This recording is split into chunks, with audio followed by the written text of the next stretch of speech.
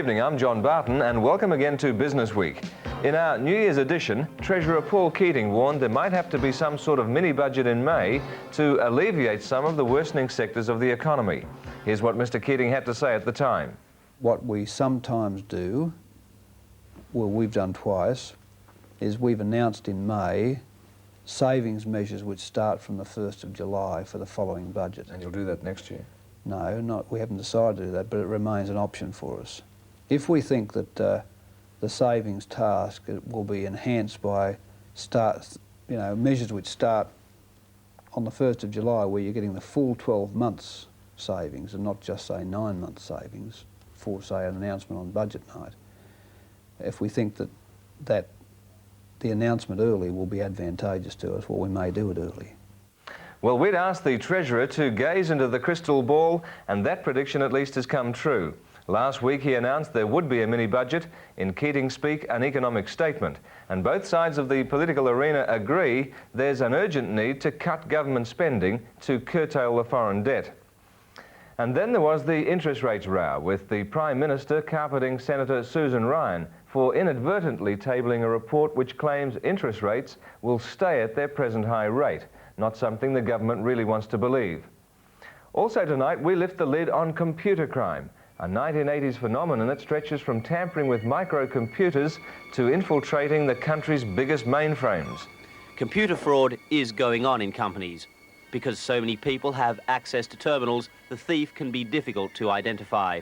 And because of the nature of computing, the evidence sometimes disappears. Authorities are aware of only about 1% of the computer crime that actually exists, but they want to catch more of those microchip bandits. The range of computer-related fraud is causing headaches for lawyers and legislators. Federal and state attorneys general are meeting in Adelaide later this week to discuss computer-related crime. Their goal, uniform and efficient laws. Biting business, the cost of computer crime in Australia. A report from Nigel McCarthy. Soon we'll be talking with the Finance Minister, Senator Peter Walsh, about interest rates and the May mini-budget. And then Australia's big chance to get a slice of the action in the world space race. The launch of the third AUSAT communications satellite sometime in April, atop a French Ariane rocket like this, will signal fundamental changes in the space business. AUSAT's asking local companies to tender for the supply of $600 million worth of equipment to build its second generation of satellites. We've talked with Australian industry, we've talked with the prospective suppliers from overseas, and we've made a judgment that we can achieve within this contract 4% of Australian subcontracts. We think that's a challenging figure, but we think it's achievable. AUST in Space, our chance to orbit the Earth again in the race for the stars. A Business Week probe by John Hosking. National share markets came under pressure last week in spite of a string of healthy interim results from both industrial and resource groups. And one of the companies to report a staggering interim profit of $61 million was Bruce Judge's Ariadne Group, also going through some intriguing corporate shuffles. That's the subject of Brian Frith's Bottom Line report tonight. So all that and updates on some recent stories when Business Week returns after the break. This week on Eyewitness News, we'll take you to the Frozen Edge, a fascinating trip to an Australian territory which time forgot. Katrina Lee investigates flat tax to find out if it really gives us all a better deal. A News Extra report on Sydney's looming multi-million-dollar brewery battle. And Ann Sanders draws a line on the jet-set world of international fashion. It's all part of Sydney's Complete News at 6. Eyewitness News. Rarely seen, but growing all around us, lies one of Australia's most precious assets. It's the telecom network. It belongs to us all, yet any business can make it work even harder. Opening new markets with 008 and STD, transmitting text and data as well as voice, using pagers and mobile phones to keep business on the move. The network's already there, so talk to Telecom about making it even better for your business. What we call National at home, we call Panasonic at the office. What we call National at home, we call Panasonic at the office. What we call National, we call Panasonic.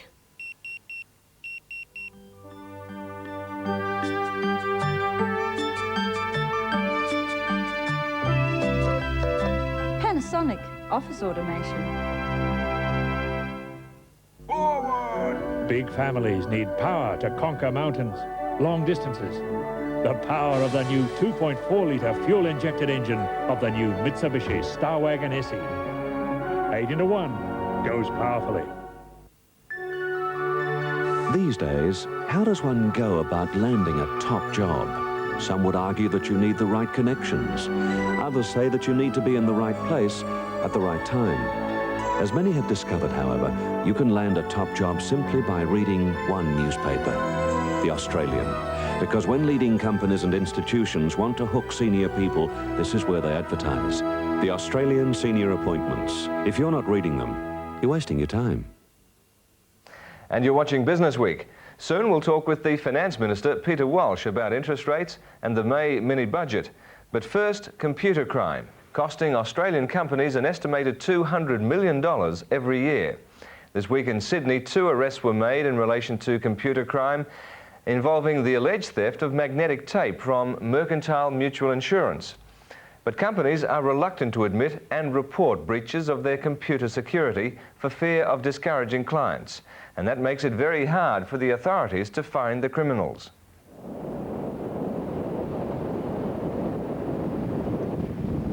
Computer crime can be likened to this: a seagull in the flock, unidentifiable to watchers. A scrap of food and the bird strikes, stealing the morsel away from his fellows. Moments later, we can't separate that bird from the others, and the food, evidence if you like, has disappeared.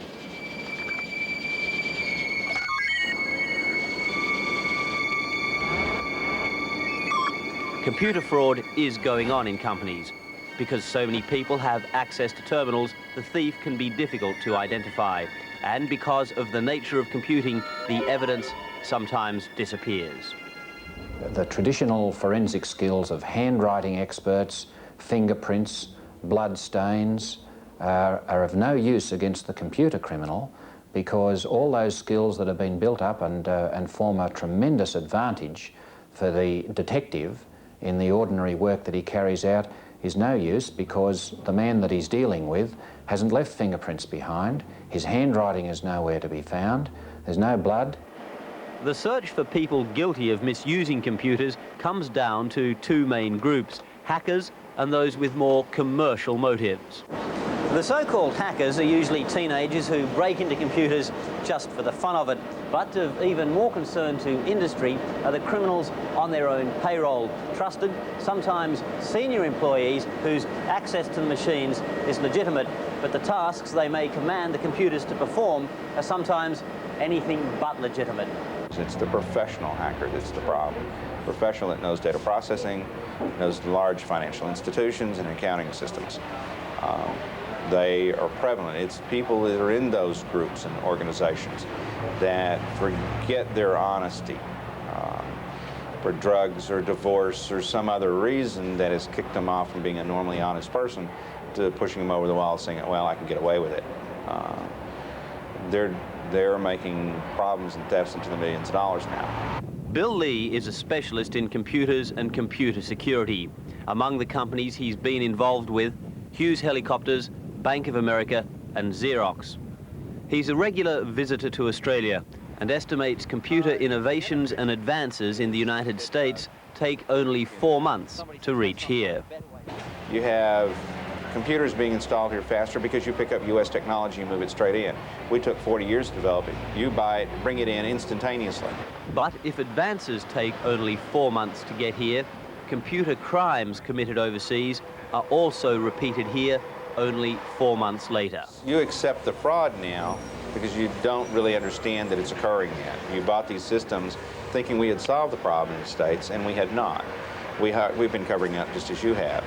And so it's beginning to occur here, and it will grow in the future. Everything that's happened in the Northern Hemisphere that we've read about in the journals and the articles in newspapers has happened here. Some examples of computer-related crime that have been committed in Australia. Deception. Clocks at the TAB were turned back several minutes, so some employees were betting after the races had been run, placing their bets knowing the winner. Illegal entry. Computers in the Melbourne office of a major national financial institution showed signs of being breached. Altering data. A major Australian motor parts manufacturer had computer data altered by an outside operator. Theft. Law enforcement authorities seized a computerised mailing list from a Sydney company after a company in a similar business complained of a break and enter.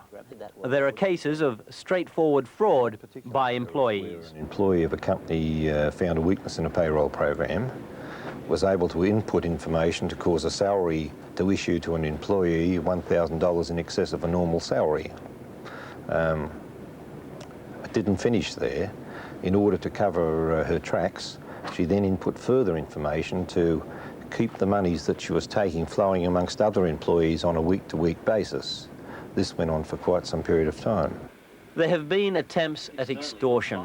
This particular company had their working tapes plus their backup tapes stored in a safe alongside their computer. The safe was rifled and both the work copy and the backup copy were stolen, which effectively put the company out of business. These then were held for ransom. And the altering of computer material in support of individual beliefs. For example, a conservationist with access to a computer dealing with mining surveys. That particular person didn't want a particular stretch of the Queensland bush to be open-cut mined, and so he reduced the assayist field reports by 2% and put off the mining of that particular area for some 6 months. The range of